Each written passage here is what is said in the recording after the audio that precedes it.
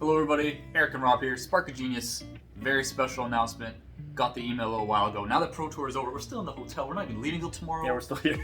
We wanted to tell everybody that LSS, Mr. Booley, Chris Booley, sorry, has given us 1 of 10, so only 10 content creators in North America got these giveaways packages. These giveaway packages. We have one to give away, the Fabled event package for Las Vegas. It includes all 3 main event promos, 2 for the premiere, 1 for the calling. You get a ticket into the world premiere and the calling event. The playmat, the exclusive world premiere Volcore Legendary Dragons of Volcore playmat, and 1 set of the Optimite Dragon Shield sleeves, estimated at around $150 US. We're going to be giving this away to 1 lucky subscriber. All you have to do is comment down below in this particular YouTube video where this intro is showed. There'll only be in 2 this week, and you have to be a subscriber. We will randomly select 1 person that comments. What are they looking forward to most in Uprising? Let us know in the comment. We will do the draw. Let the person know. Let Chris know. And that's it. You can be going free to make. You still have to pay for your own travel accommodation. It's just a ticket. Right. Just get the ticket. You just got the ticket. And package included. That being said, hope everyone's having a fantastic time. Psyched for Uprising. Bye for now.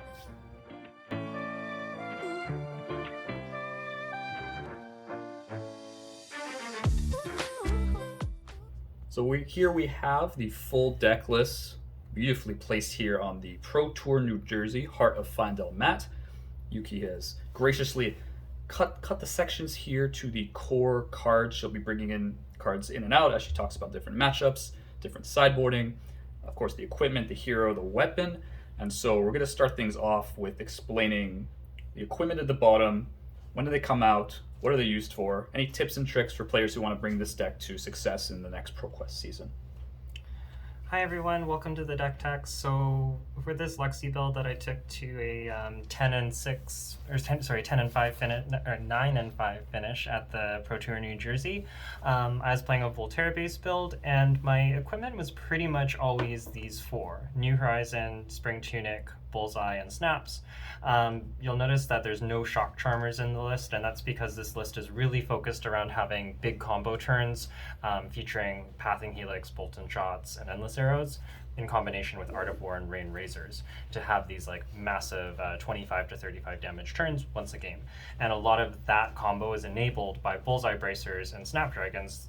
Snapdragons lets you clear your arsenal, Bullseye then lets you reload, and we'll talk about how that combo works, but you're basically running this in every matchup. Perch Grapplers is only in the deck exclusively for Prism. Erudition is a hell of a card, and you really have to respect it, and you just need the 2 block to be able to block an Erudition if they do throw it at you. So that's why Perch Grapplers is there. I did experiment running it into Kano just to hopefully arsenal 2 arrows and have a really big pop-off turn, hopefully draw into Rain Razors and end the game really fast, since I didn't have Arcane Barrier in the list at the time. But in general, we're always running these equipment. They're really good, and they work in pretty much every matchup. We'll also be talking a little bit about how to utilize New Horizon and kind of your arsenal management as we get a bit further into the deck tech. Right. So just expanding a little bit on the Perch Grapplers, when you say it's used for Prism, is there a specific combo you're looking to use it for? Is there like different situations where you could bring it? Do you ever consider actually using the ability of Perch Grapplers in different matchups? Did this come up in the Pro Tour? I only played against 1 Prism, and it was just exclusively there to block Erudition. But there are, if you do happen to have a big Rain Razors turn and you can clear out your arsenal and then like maybe Bullseye in a Bolt-on Shot to then, if that hits, reload an Endless Arrow, something like that. If it's going to be worth a lot of damage to clear out your arsenal and get Prism very, very low, I might consider breaking the Perch Grapplers, but honestly it doesn't come up very much. It's quite resource intensive, and the Prism matchup is one where you have less time to set up, and it requires a very specific sideboard to be able to keep up with her in that matchup. Right. Yeah. No, that totally makes sense. So moving on from the equipment to the main kind of core kind of build where all these cards are generally in every single matchups, going from left to right. I see we have all of our ice cards, all of our go wider, go more powerful cards in the center here, the 3 of the kind, Rain Razor, Art of War. A lot of your nice premium arrows here that let you reload and keep going faster. You've led into the 9 Bolt-on Shots, and then you have a couple of the ice arrows. So break down why kind of left to right, why they're core, where you bring them in, and maybe some like tips to use them more effectively, because I think the biggest thing about using Lexi effectively, especially in the meta against decks like Starvo and Chain, who can just race you to oblivion, is to get all the sequencing and the cards correctly in order to be able to maximize your damage. So why don't you just kind of go left to right and talk to me about these cards? Yeah, so for our ice cards, a lot of these are just our blues anyways, and so we don't really have room in the deck to be siding out our blues, and they're generally pretty multi-purpose. Winter's Bites do underperform a little bit against Prism and Starvo and aren't a priority to play out in those matchups, but they're so good into basically every other deck in the format that I don't think you can really justify cutting them. Channels are similar. They also block 3, so they're just very flexible, and they're very good, although I think that people sometimes overrate this card and are too keen on playing it out. The two mana does matter, and it's more to fill in off turns than it is to be a plan in and of itself. You really want to be pressuring and playing channel if you're going to play it at all. You don't want to just play channel and pass. It never really turns out as well as you might think it would. Icy encounters are mostly just an extra attack for Art of War to banish, so you have like a higher attack density, but you can arsenal it and flip it up and then basically use it like a Winter's Wail for one turn, and it's surprisingly okay, but it's sort of just like a multi-purpose card. It's not fantastic, but it just has enough uses that it works. And then the Ice Quakes are just really nice disruptive tools. They also combo with Bolt and Shot because they increase the power, which turns on the reload and the go again. So that's why we're running the full 6. There are a handful of other ice cards I'll mention. We run the 3 Amulets and the 3 Frostfangs. This comes in when we're playing into aggro decks and we want disruption, and also into Starvo, although we cut exactly the Frostfang against Starvo. So in total, we have access to 18 ice cards, which is a little bit lower than your typical deck. I usually recommend like 21 to 22 ice cards. But what we found is that you're a little bit low on space because of Art of Wars, and you can't go too low on the attack actions, or you're not able to banish draw a card often enough. And so the cards that we ended up cutting were the ice cards, and what you trade is a little bit of disruption for a lot more burst damage using this kind of reload go again package in combination with Rain Razors and Art of Wars.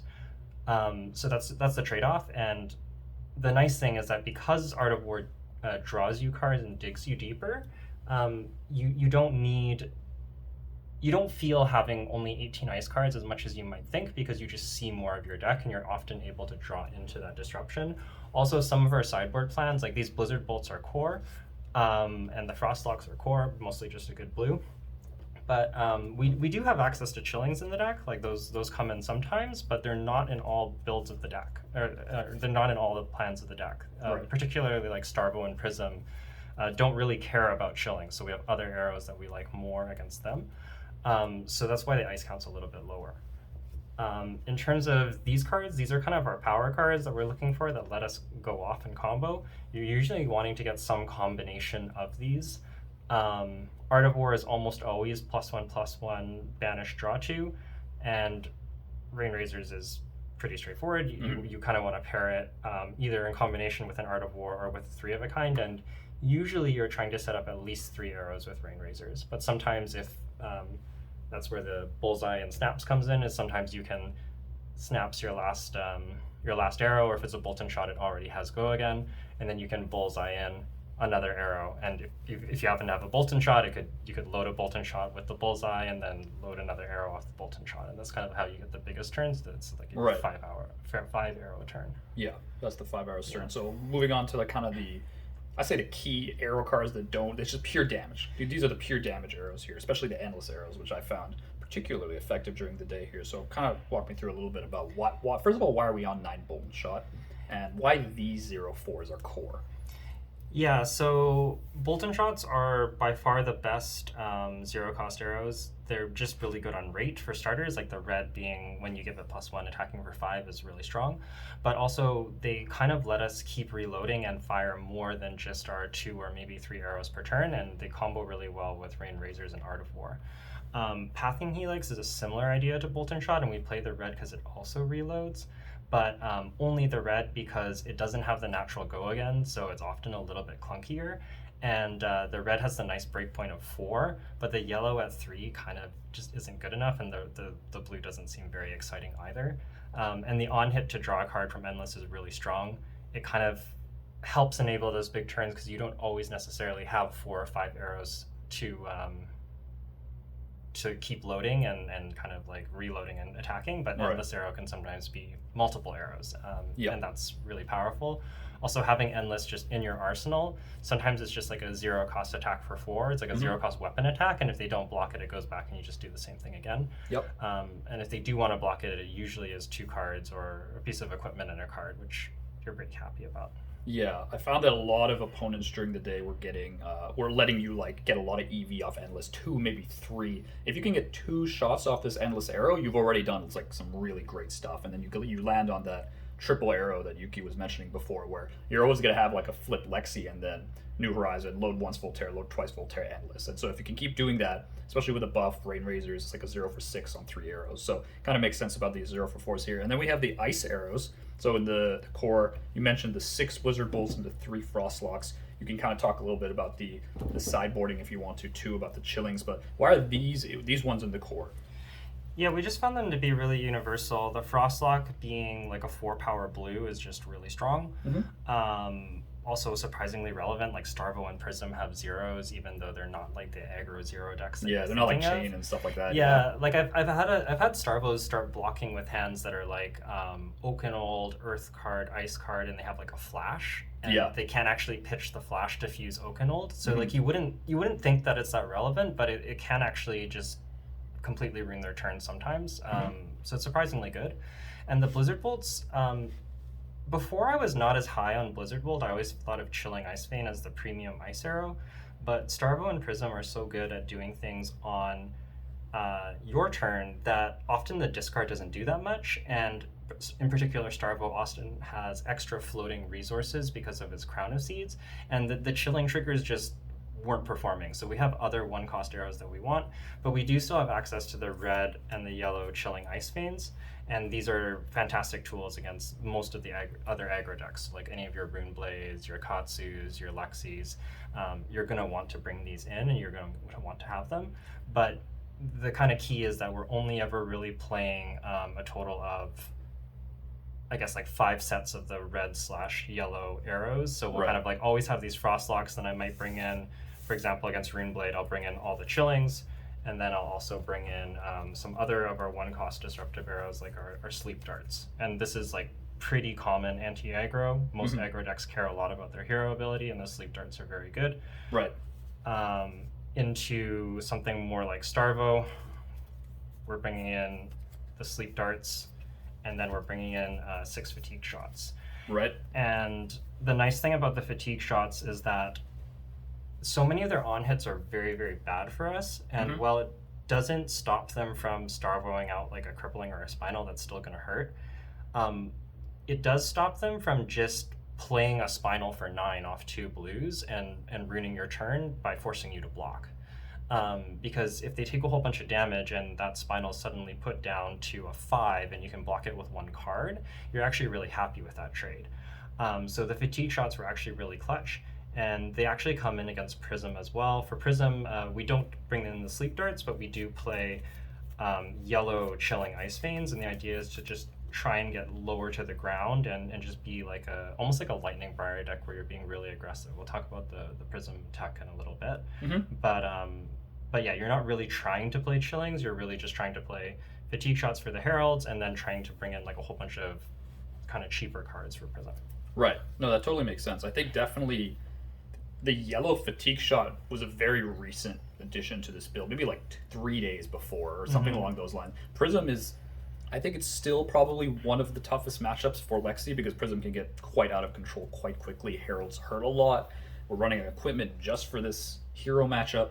But the yellow fatigues, I don't know about you, but for me they actually did some work. I mean, once you like, even into aggro, like fatigue into Sleep Dart kind of thing, but even into Starvo Prism, fatigue shot is always kind of relevant for, maybe if you don't have Sleep Dart, you fatigue them, and then they're big crippling, their base is now, instead of 11, it's now, half rounded up. It's now 6, which is a lot more doable to actually, if you don't want to discard your entire hand. So I think the yellow fatigues, you can just do like 1 arrow and block the crush effect, which is huge. It's really, really big because you really want as many 4 to 6 card hands as you Yeah. can with Lexi with the double arsenal. So that was definitely a very recent addition that I was pleasantly surprised with here. So Yeah, it kind of overperformed. Like, we actually brought the yellows in for Starvo to Yeah. stop those pivot turns, but then we had to cut some of our Prism tech and we just tried to run it, and it was actually really good because sometimes they just, like, they want to swing, they want to keep 2 cards, swing back with a protection for 6, and you're Yeah. like, well, I can block that with an arrow, or it's 3 damage and a shield. I don't care that much. Yeah. But the 6 can actually be, like, pretty crushing. yeah. So yeah, that's kind of our disruptive arrows. You kind of pick, I guess we have the chillings, the 6 fatigue shots, and the sleep darts. You kind of pick 9 of them depending on the matchup. Yep. In terms of our and then usually you're bringing in ice cards. Although against Prism, we are cutting these ice cards entirely, just because we're not running the chillings. You don't need as much fuse. We're just trying to be more of an aggro deck than a disruptive deck. Yep. And against Starvo, we run all of the ice cards except for Frostfang. We just found that the discard 2 is not very relevant. They often want to crown anyways, and then they just kind of go, okay, take 4. Like, it's a 2 cost 4 power attack, and they're happy to pay 2. So Yep. the Frostfang just wasn't really doing much, and then that's why we kind of took it out. But the amulets are still a nice disruption, because sometimes they try to break a frostbite and you can force through an amulet, or you can they're trying not to block and you can kind of like force them to cycle their hand, which might Yep. be like a Starvo and a power card. So the amulets are still very good, but the Frostfang kind of underperforms. Right. So before we get into like Prism, which is the last one, we haven't shown off any of the other cards on the side. To summarize for anyone watching at home, we have like the general chain / aggro. Main chain is the biggest aggro deck we saw at PT, and Yeah. probably the calling for that matter. Bringing in the chillings, bringing in the Yeah. ice, bringing in the sleep dart, very very good. Fatigue not as helpful against those decks that go very very wide. Into Starvo, what you are going to want to side is those full fatigue shot sleep dart, because they Starvo something really bad. If you fatigue shot them, doesn't matter. Their base is half anyways. You could probably deal with it. So those cards are very very good at disruption. You don't want the chillings and Starvo, as Yuki mentioned. It's just too easy for them to get around, which I never played a match into Starvo. Be like, oh, I wish this Blizzard Bolt were chilling. The Blizzard Bolt was always usually the better call, because the Frostbites could be really disruptive, especially stacking with those Ice Quakes to give like 3, 4, 5 Frostbites on their turn is actually quite good, because it doesn't let them pitch and fuse properly. So those are kind of the matchups we talked about. I guess we'll go a little bit into the Prism matchup. Yeah, I guess also like on the note of playing into Starvo and into a lot of the aggro decks, Yep. the ethos of the deck is like a little bit different than a lot of the previous. Like the Nats list was very, very focused on disruption and kind of just like locking your opponent out of the game. Yep. But what we're finding is that like decks have gotten so powerful that if you have one off turn, they can just hit you for 25 and undo all the damage you've done. So what this deck does is it does give up, like we don't have the blue ice arrows, we don't have as high an ice count, but your payoff is that you just get to have that 25 to 35 burst damage turn, and that can catch you up, or can also just put your opponent at a life total where they're at like 10, and you don't need to hit your disruption anymore because 2 arrows is always lethal. So you're basically always trying to play to that combo turn and trying to, more than anything, arsenal an arrow. I would say like one of these arrows, the blue Bolton can be a little bit sketchy unless you know you have a rain to, like, it's better than nothing, but I might It's on the weaker side. Yeah, I might lean towards a red arrow, like even if it's a 1 cost. It kind of depends on the matchup and the board state. But like the Endless, the Pathing, the Boltons are really, really good. Yeah.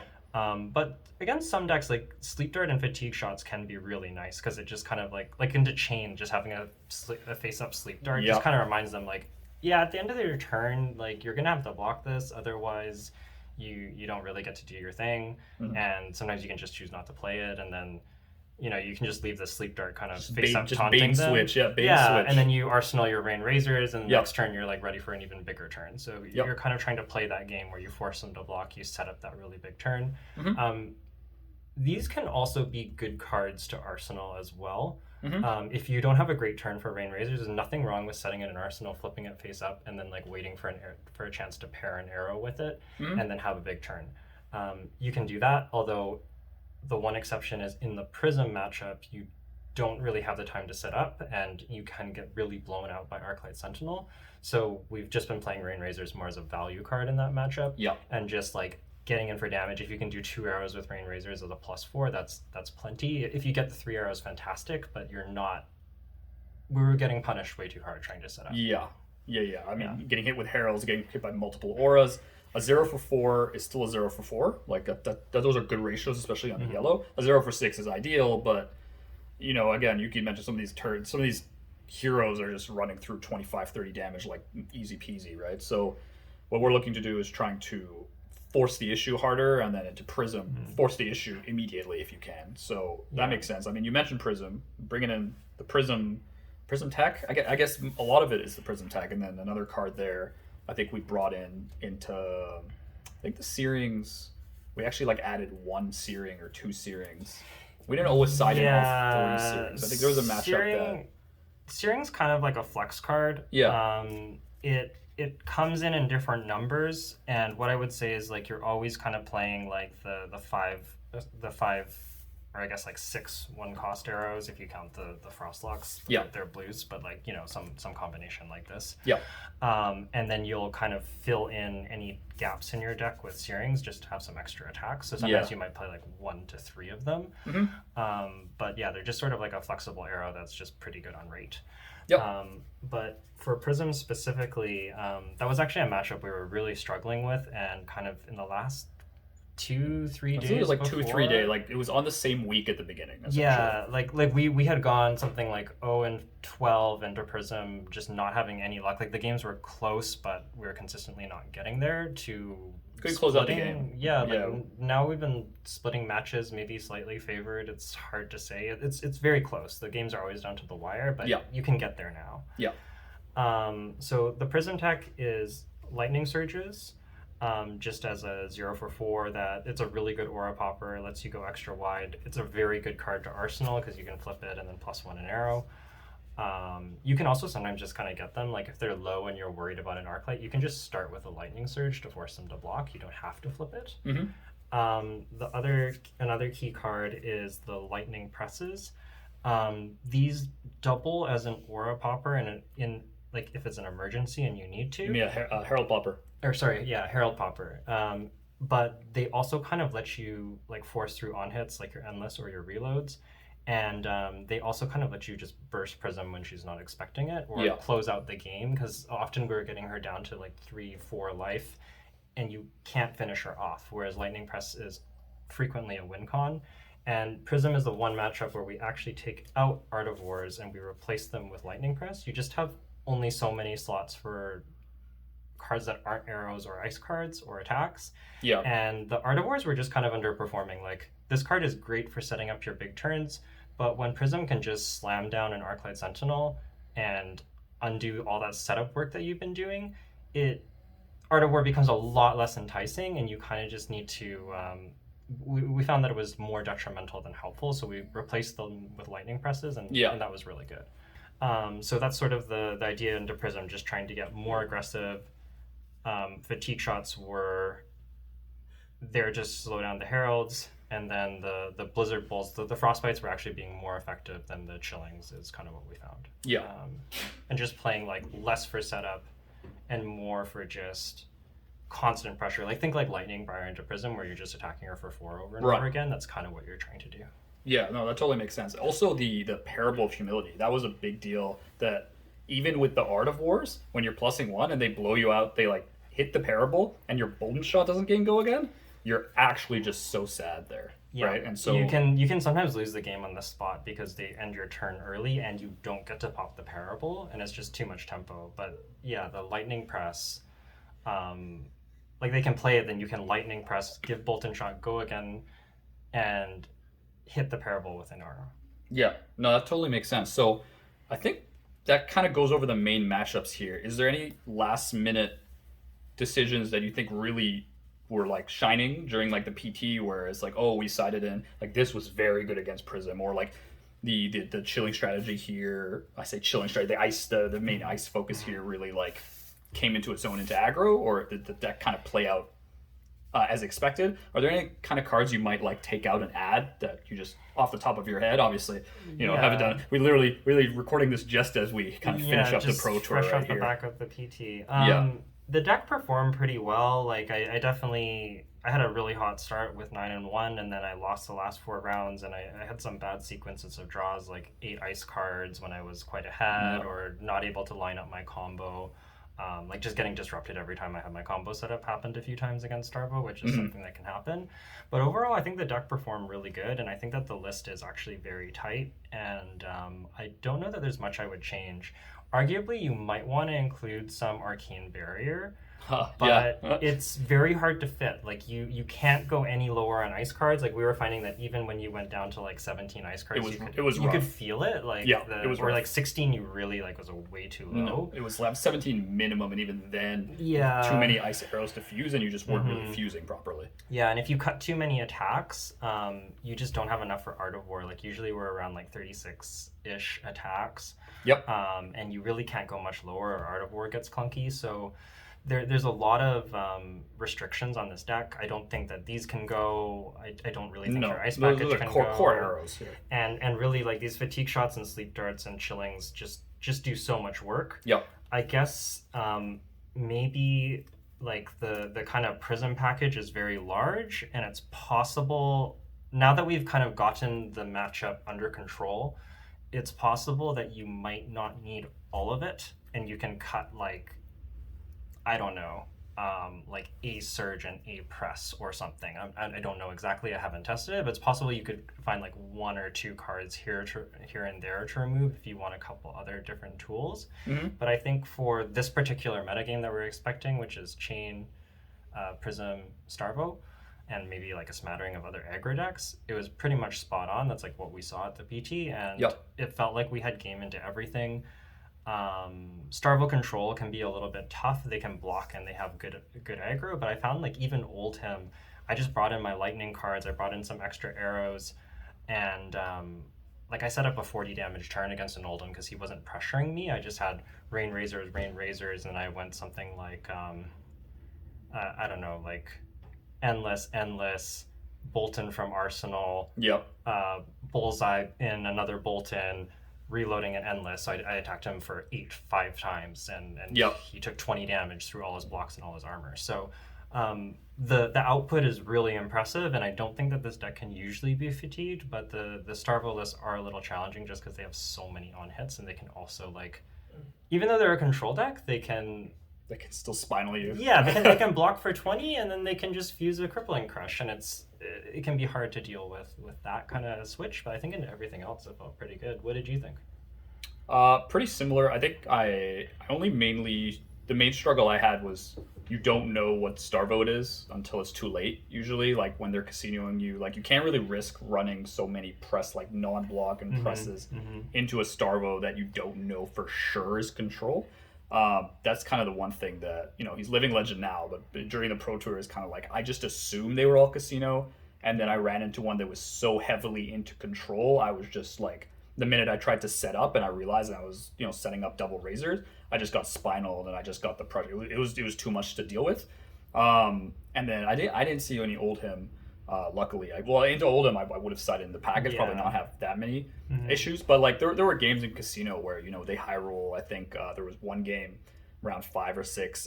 It was about 21-7 or so, I think, for me. And crippling, fuse Starvo Oakham spinal. There's nothing. Lexi can't do anything. Like Lexi just doesn't have the defensive tools to deal with that kind of thing. Yeah, but it's worth noticing, or noting that we can do the same thing back. Like, I had a game against Starvo where I was down to 2 life and he was on 22, and then I attacked him for 30. I stripped his entire hand, and he was down to like 5 or something, and he just had to block the rest of the game, and it was pretty easy to close it out. So as much as I think what's important to remember is that, like, the games can be swingy, and yes, you can get high rolled, but you can high roll just as hard as they can. So I don't know. I felt like the deck was pretty good in that regard. Yeah, I think overall it's quite good. What's important in those matchups, especially the more aggro matchups, is getting a lot of the disruptors, right? Especially the ice ones, especially early. Getting a lot of the like Bolton Shaw's pathing endless. There were 1 or 2 games where the only arrows I was really getting were these ones here, and I was struggling a little bit to keep up with like Chain pushing through 2025, Shackle 2, Shackle 3, and I was hitting them with Boltons. They were taking it, husking, and then saying have a nice day. So it was really important to get to either Art of War, Three of a Kind, and get to those disruptive arrows, not just be and like, even oh, like those... the ice quakes kind of like Yeah. double as like more blizzard bolts in They a do. way. And running 6 really, I think we were on 5 for the longest Yeah. time, and we added one blue. The 6 one blue matters. ice quake. It does definitely matter. It is better than the ice encounter, even though ice counter was okay. There was a Yeah. situation where I did flip it, ended up attacking for it. The last attack is still Winter's Wail, right? Overall, I think like your favorite into aggro in general. Like Yeah. it depends on a lot of different factors, but in general, your favorite into aggro. You're definitely at least 50-50 into Casino Starvo. Yeah. Probably a little bit more. You might have favored. a little bit of an edge. Like I Yeah. definitely went positive into Casino. Yeah, overall. definitely positive to Casino. Prism is definitely a bit of a coin flip. It depends on if they're running like heavy Herald list, heavy Aura list, how many D-Reacts are they running. It really depends. She's not as good as Fatigue because it really doesn't have as much armor to use. It tends to be like a very, almost like a traditional Flesh and Blood game where you're kind of playing like this mid-rangey, like you both have to block a little bit, you're both trading damage, it gets really low. Yeah, it's quite an interesting matchup, and the games always feel really, really tight. Yeah, no, totally. I think those are kind of the main matchups that cover everything. We didn't really see too much variation. I think both myself and Yuki were mainly Chain, Starvo, for most mostly. of it. One Oldham, some Prism here and there. I saw like a Dash, an Oldham, a Kano, but the Kanos did come later. It was mostly those 3. One big thing I would say for anybody picking up the deck, really try and arsenal arrows. It makes a huge difference because it means when you do, like if you do, especially if you like pay attention to your account, if you've been a few cards deep and you haven't seen Rain Razors, you're more likely to see them and you want to play into those turns more. Yep. Also, it can be really tempting to be like, well, I can shoot this last Pathing Helix for 4, but if there's no disruption attached to it and they're not at 4, attacking for 4 doesn't really do anything. It doesn't get you closer to winning the game, even though it feels like it might. And saving in an arsenal can often lead to a bigger turn with Rain Razors. So unless you have like a Blizzard Bolt or an Ice Quake or an Ice Arrow active, save that arrow and set up a bigger turn later rather than just throwing it out there because you can. Yep. Except for Endless. Yeah, Endless could come back. It comes so that's back, a little bit so different. You're different. Yeah. But usually, like, you really want to have an arrow in Arsenal. Yep. If you can. Yep. Three arrows are definitely better than 2.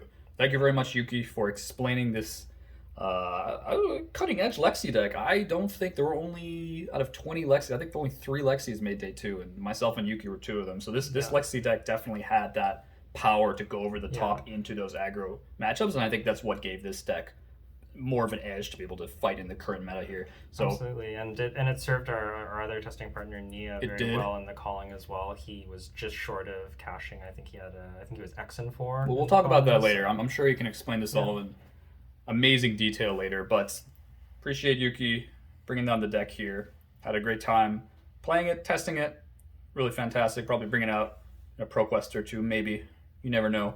So with that, wherever you're watching in the world, have a good morning, good afternoon, good evening. Bye for now.